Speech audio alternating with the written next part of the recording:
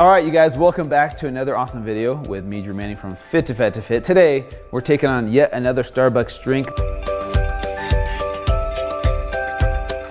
This one right here is called the Peppermint Mocha Grande size.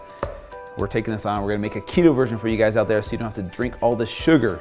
You wanna know how many grams of carbohydrates are in this one drink right here? 63 grams of carbohydrates, right? That's a lot of sugar. It's gonna spike your insulin. It's gonna cause this vicious cycle of you constantly wanting more and more sugar. That's why we gotta break that cycle, you guys. So we're gonna switch it up, make something that's sweet, but it's not gonna affect your blood sugar levels, and it's keto friendly. So you guys ready?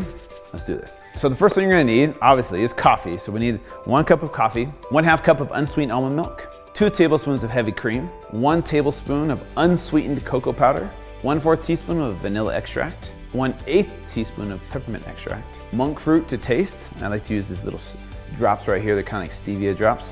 So what you're gonna do is mix all these ingredients in a pot, warm it up a little bit until it's the perfect temperature just for you.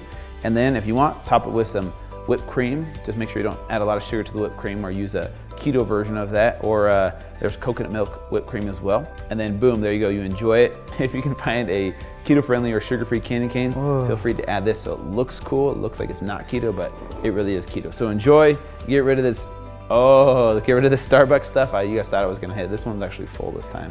So get rid of this stuff, make some of this stuff, change your life. Okay, don't forget to subscribe to my YouTube channel. More keto videos coming your way, more delicious keto recipes as well. And you don't even need Starbucks anymore, you guys. You guys got me. See you guys next time.